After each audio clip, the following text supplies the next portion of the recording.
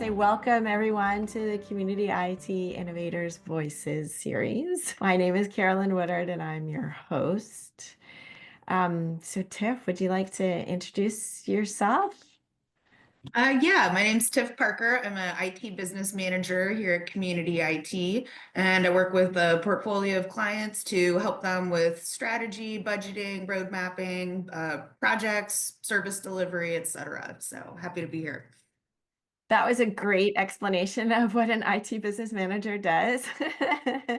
It's sometimes a little bit difficult to explain because it's a position that really only exists at Community IT. And I always say it's kind of like an account manager, but so much more. And you joined Community IT as an ITBM. So, what was that like? Yeah, so I've been here for about a year and a half now. Joined in October 2023. So yeah, I'm really excited to be here because I get to kind of apply my strategic knowledge and my prior experience working in nonprofits, and also my technical skills to really help deliver value for our clients and help them get to where they want to be with their technology. So, if I can ask, where did you acquire those technology skills in your career?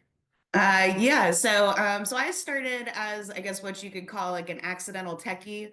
That term's been thrown around a lot.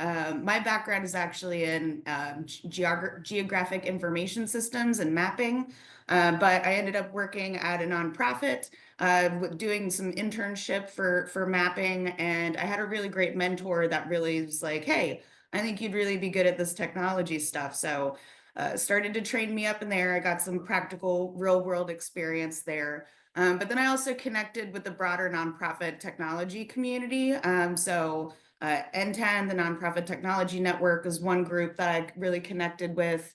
They had a lot of really great resources that I could kind of take advantage of. Learn about technology, but also from the unique position of nonprofits. And so yeah, from there, just kind of developed, continued my nonprofit tech career, working my way up to as an IT director. And then I joined Community IT.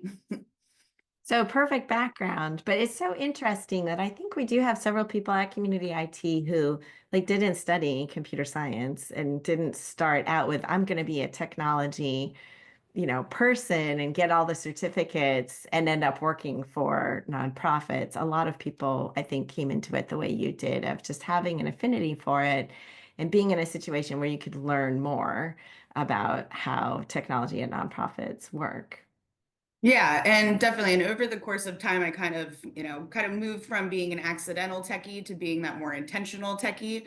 So kind of working on really beefing up my knowledge and background and my technical skills.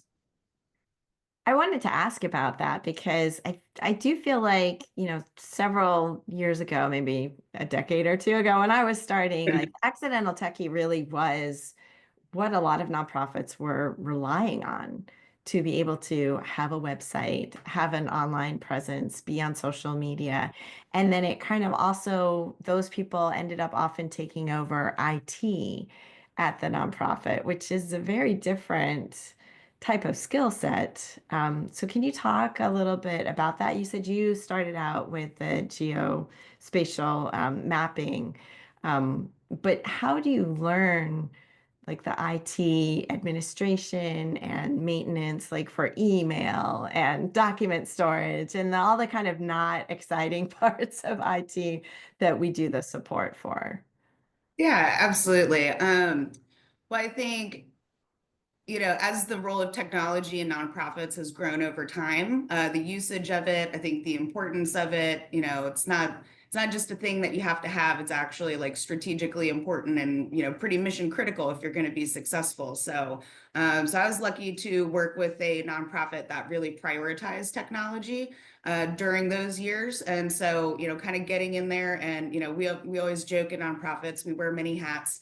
So, being able to kind of just dig in there and figure things out, because a lot of nonprofits, they can't afford to just have a dedicated technology professional. So we're really relying on people that want to step up and learn those systems. So I think for me, it was kind of a right place, right time kind of situation.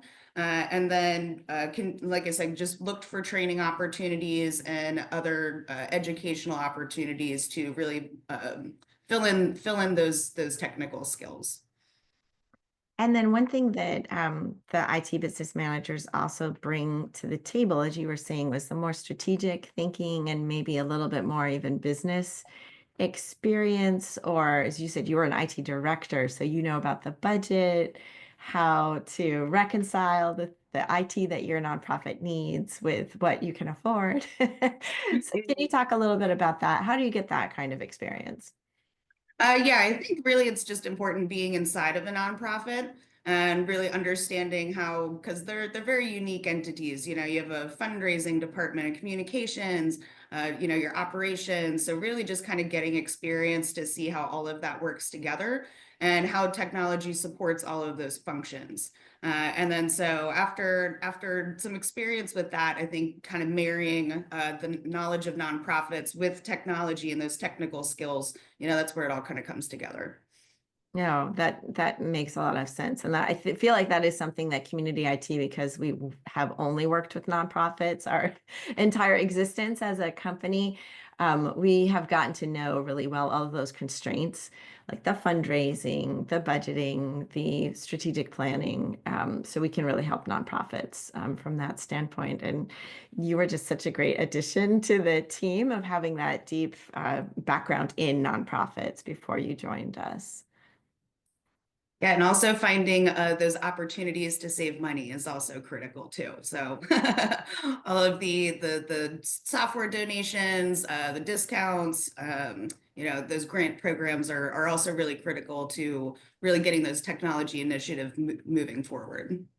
I think so. And I think compared to other managed services providers that maybe don't work with a lot of nonprofits, or maybe it's a larger organization and they have like a couple of people on their team who have some expertise in nonprofits, but it can be really hard for them to understand, why can't you just buy this? Why can't you just do this thing that I'm telling you you need to invest in? It's like, well, we're a nonprofit. We have these other responsibilities and constraints as well. So that can make it challenging. But I think nonprofits also often find like just these unique workarounds or opportunities where they can make that investment and do something maybe that is going to help them in the end. Absolutely. Yeah. I think there's a general thing of how do you do more with less. And so being creative and using the tools that you have access to, and really also making sure that you're making intentional decisions around technology. Because again, there's also frequently like different organizational priorities, and technology projects can be they can be org wide. And so really bringing everybody together and kind of getting them behind that vision of the future, I think is also really critical. No, for sure. Do you have any advice for nonprofits in this challenging time that we're facing right now? If you had a new client coming to you tomorrow, do you have two or three things that you would tell them you want to make sure you have in order as we're, planning for IT and implementing IT? Yeah, I think with all of the current funding constraints that are happening right now, I think it's really critical to take a look at where you are currently spending. Are there services that are duplicative that you can maybe consolidate upon? Are there other alternatives that you can look into? So that would be my first one is like, what can we consolidate? We've got like three different meeting softwares. Can we, pick one and standardize on it? So I think that's a really big opportunity. And then with those savings, if you're able to redeploy those, kind of really focusing on cybersecurity at this point right now too, I think that would also be a big recommendation as well.